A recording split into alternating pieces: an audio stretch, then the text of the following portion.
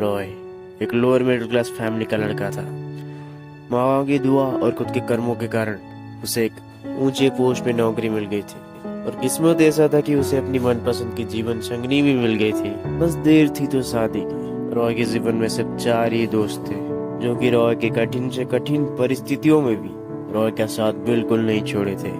इसलिए रॉय अभी अमीर तो बन गया था और उनको कभी भूल नहीं पाया था। अब वो दिन आ गया था जिस दिन रॉय शादी करने वाला था। बड़ी खुशी से अपने उन 4 दोस्तों को उसने बुलाया। रॉय के 4 दोस्त बहुत गरीब थे, इसलिए रॉय अपने खुद के लग्जरियस कार में उनको बैठा के अपने घर लाया था। दोस्तों को घर लाने के बाद अपने दोस्तों का अतिथि सत्कार बड़े अच्छे से करता है एंड दिन निकलता है और रात आ जाती है। बात करते करते ये 4 दोस्तों को कब भनक भी नहीं लगी कि रात 11 बज गए, इसलिए उसने रॉय के पिता को मदद मांगी घर को जाने की। रॉय के पिता एक काले ड्रेस में पहने इंसान को कार की चाबी पकड़ा देते हैं और बहुत ही स्वादिष्ट स्वादिष्ट व्यंजनों के साथ डिलीशियस फूड को पैक करके कार की डिक्की में रख देते हैं और वो इंसान इन 4 को एक बड़ी स्ट्रेंजफुल स्माइल देता है और कार में बैठने के लिए उनको बुलाता है। गाड़ी निकल पड़ती है और गाड़ी के बीच वो 4 दोस्त अपने गप्पे मार रहे होते हैं। बस जल्दी ही उनको भनक लग जाता है कि वो आते समय जिस रास्ते पे आए थे ये वो रास्ता नहीं था। कुछ ही देर के बाद ड्राइवर एक अजीब सा डरावना गाना लगाता है और मन ही मन हंसने लगता है। तभी सामने से एक जोरों की रोशनी आती है और जैसे ही ये सब उस रोशनी के पास पहुंच जाते हैं तो उनको पता चला कि ये एक बड़ा सा ट्रक है और इनकी तरफ जोरों से आ रहा है। इनसे थोड़ी देर में टकराने वाला ही होता है कि तभी ड्राइवर अपना कार मोड़ लेता है और जंगल के अंदर घुस जाता है और एक बड़े से पेड़ पे जाकर उनकी गाड़ी जोर से टकराती है। सभी के दिल में जान आ गई, बाल बाल बचे। पर आगे क्या होने वाला था, क्या आगे वो बच पाएंगे? ड्राइवर अपने कार को पीछे लेने की कोशिश करता है लेकिन कार ऑन ही नहीं हो रही थी। कार खराब हो गया था। मैकेनिक को फोन लगाया तो नेटवर्क नहीं आ रहा था। दरअसल रॉय को मिलने वो 4 लोग जिस रास्ते पे आते जाते थे ये वो रास्ता नहीं था।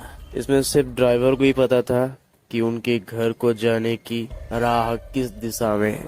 ड्राइवर जंगल के अंदर चलता गया और ये उनके पीछे चलते गए और ड्राइवर को किसी एक जने ने पूछा, आप सड़क पे क्यों नहीं जा रहे? देखा ना अभी हमारे साथ क्या हुआ। यहाँ की सड़कों पे ऐसा ही होता है, बहुत जोरों जोरों से ट्रक आती है। ड्राइवर सब शराब पी के चलाते हैं, इसलिए हमारी दशा क्या हो सकती है अंदाजा लगाइए। पर हम हर बार जिस रोड में आते जाते हैं आप वो रास्ता क्यों नहीं चुने? वो रास्ता मुझे मालूम नहीं था। ये कह के वो एक वियर्ड सा स्माइल देता है और आगे बढ़ चलता है। जैसे जैसे वो अपने कदमों को जंगल के अंदर बढ़ाते जाते जंगल और भी घना होता जाता और धीरे धीरे अंधेरा भी बहुत तेजी से फैलता जा रहा था। पर ड्राइवर के चेहरे में एक अजीब सी हंसी चमक रही थी। उसे उन 4 लोगों ने नोटिस कर दिया। तभी वो सब एक बड़े से पेड़ के पास आ पहुंचे। उस पेड़ के एक ओर से बड़ी ही जोर से एक रोशनी इनकी आंखों पर आ पहुंची। ये लोग घबरा गए और जैसे तैसे उस रोशनी को देखने की कोशिश की तो पाए आगे से एक इंसान आ रहा है जिसकी आंख बहुत तेजी से चमक रहा है और पीछे मुड़ के पाते हैं कि ड्राइवर गायब। भाई साहब, इतनी रात गए इस घने जंगल में आप क्या कर रहे हैं? क्या आपको पता नहीं कि यहाँ पर क्या हो सकता है क्या नहीं? भाई हम सौरतपुर का रास्ता भूल गए हैं और हमें दिशा जो दिखा रहा था वो भी यहाँ पर नहीं है। अच्छा सौरतपुर, मैं भी वहाँ पर जा रहा हूँ, आ जाओ मेरे पीछे पीछे आओ। और आप तो इस तरफ जा रहे हैं ना? नहीं, मेरा काम खत्म हो गया, अब मैं पीछे चलूंगा।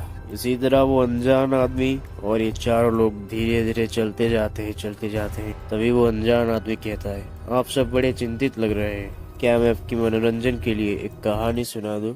दरअसल बात ये था कि आपकी तरह ही कुछ लोग इसी रास्ते में भटक गए थे।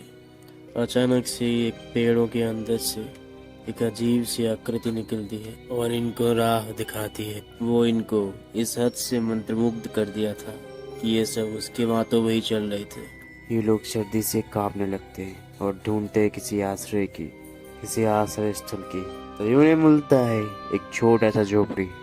ठंड के कारण वो उस झोपड़ी में आश्रित होने की सोचते हैं और प्रवेश कर जाते उस छोटी सी झोपड़ी के अंदर। जैसे जैसे रात बढ़ता गया, इनको महसूस होने लगा इनके पास कोई और है, ये सब अकेले नहीं है। धीरे धीरे चारों तरफ एक्टिविटीज बढ़ने लगी। ये लोग घबराते घबराते बाहर आए, पर बाहर बहुत जोरों की बारिश हो रही थी और रास्ता दिखाने वाला आदमी भी गायब था।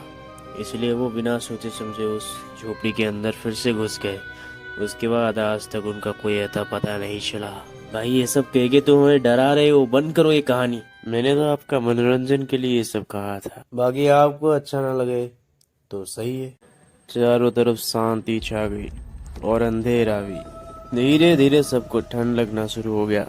तभी अचानक से पेड़ों के पत्ते हिलने लगते हैं। हवाओं की गति बहुत तेज हो जाती है। पेड़ों के हिलने के कारण आसमान से चांद की किरण जमीन में बिखरने लगती है। तभी एक हवा का झोंका बहुत जोरों से आकर इनके शरीर को छू के निकल जाती है और खेल खत्म। इनको इतनी सर्दी बर्दाश्त नहीं हो पाती। चारों तरफ ढूंढने लगते हैं, कहीं कुछ मिल जाए जहाँ पर वो बैठकर इस जमा देने वाली ठंड से बच सके। तभी सामने इनको एक टूटा हुआ खंजर दिखता है। तुरंत भाग के जाते हैं वहाँ पर और उनके पास जो भी सामान हुआ होगा वो सब नीचे रख देते हैं और बैठ जाते हैं एक जगह। तभी उन्हें वहाँ ड्राइवर मिलता है। ड्राइवर को थोड़ी सी पूछताछ करने के बाद ड्राइवर बोलता है कि जब हम एक साथ चल रहे थे, एक अजीब सा रोशनी मेरे आंखों के अंदर घुस गया। मैं आंख बंद करके चल ही रहा होता हूँ कि एक कोई अजीब सा इंसान आया और मुझे जोरों का धक्का दिया और मैं पीछे जाकर झाड़ी में गिर पड़ा। उसके बाद मैं उठता हूँ और देखता हूँ कि आप लोग वहाँ पर थे ही नहीं। आप लोगों को ढूंढते ढूंढते जंगल को छानबीन कर डाला, लेकिन आप लोग मिले ही नहीं।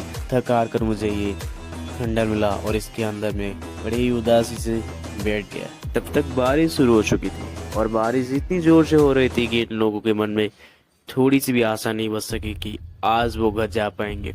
इसलिए वो सब ठान लिए कि आज रात यहीं पर ही गुजारेंगे। अपने पास पड़े सामान को अपने सिर के पीछे रखे और लेट गए। अप्रोक्सीमेटली 20 मिनट बाद किसी एक बंदे की नींद खुलती है तो वो पाता है कि ड्राइवर गायब और उसके पीछे से कोई घुर्राने की आवाज आ रही है। पीछे पलट कर देखता है तो पाता है वो अनजान व्यक्ति इसकी ओर देखकर घुर्रा रहा है।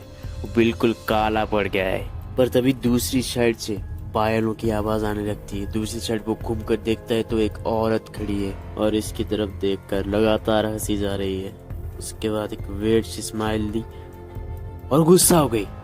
उस औरत के बाजू में एक खिड़की थी।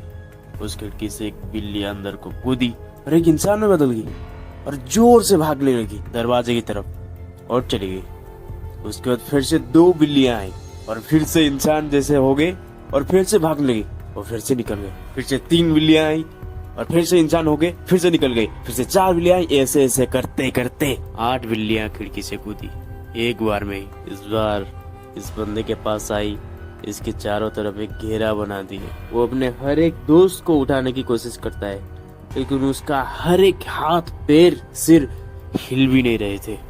तभी वो औरत फिर से वेट स्माइल देती है और फिर से गुस्सा हो जाती है और फिर से इसकी तरफ जोर से भागने की कोशिश करता है कि तभी इसका नींद झट से खुल जाता है।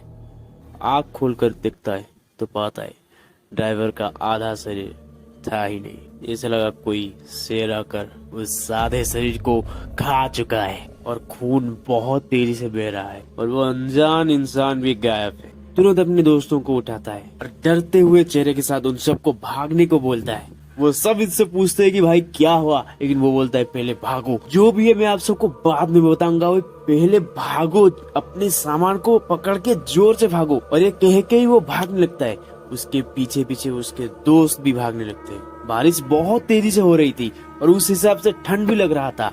हवाएं भी बहुत तेजी से चल रहे थे, लेकिन इन सब को ना देखते हुए वो सब लोग भागते भागते जंगल के बाहर पता नहीं किस्मत से शायद पहुंच गए और एक उनको किस्मत से ही एक ढाबा मिल गया। उस ढाबे के अंदर पहुंचे, वहाँ का मालिक इनसे पूछता है कि भाइयों आपको क्या हुआ, इतनी तेजी से भागकर क्यों आए। तभी वो इंसान कुछ बोलने की कोशिश कर ही रहा होता है कि उसके पीछे से फिर से वही गुर्राने की आवाज आती है। वो पीछे पलट के देखता है तो बहुत दूर एक पेड़ के पास एक काला सा इंसान इसकी तरफ चलते हुए आ रहा है। वो सिर्फ इसको ही देखे जा रहा है। ढाबा के पास आता है, एक चेयर में बैठता है और कुछ खाना मंगवाता है। ढाबा के मालिक भी इनसे पूछे भाई उसे क्यों देख रहे हो, पहले बताओ भाग के क्यों आए हो, कहीं ये वो कारण तो नहीं। वो बोलता है कि भाई वो सब आप छोड़िए, मुझे पहले सौरतपुर का रास्ता बता दीजिए भाई। सौरतपुर? वो तो बहुत दूर चला गया है, आप बहुत आगे आ चुके हैं, वो तो 5 किलोमीटर पीछे है भाई। छोटे, इधर आना, इन लोगों को सौरतपुर तक छोड़ देना। उसके बाद वो चाबी लेके ऑटो स्टार्ट जैसे ही करता है कि वो बंदा जोरों से भागकर उस ऑटो में बैठ जाता है। अरे इतनी भी क्या जल्दी है, क्या हुआ बता तो सही। वो चारों दोस्त इससे पूछने लगते हैं, पर कोई आंसर ना मिलने के कारण ये सभी उस ऑटो में बैठ जाते हैं। ऑटो वाला इनको सौरतपुर तक छोड़ देता है और अपना पगार लेके चले जाता है। सब अपने घर चुपचाप चले गए। जैसे ही दिन हुआ, इस बंदे के पास आए और इससे पूछने लगे कि क्या हुआ, बात क्या थी, हमें क्यों इतनी रात को भागना पड़ा। उसके बाद वो बंदा इन सब को खोल कर सब कुछ बता देता है और बोलता है कि अगर उस टाइम मैं कुछ भी बोल देता तो हो सकता है कुछ गड़बड़ हो जाता हमारे साथ। तुमने देखा नहीं, वो अनजान इंसान जो जो भी कह रहा था वो सब एक के बाद एक हमारे साथ सच होता जा रहा था। और तुम सब भी जब उठे तो वो अनजान इंसान नहीं था। तुम्हें अजीब सा नहीं लगा क्या?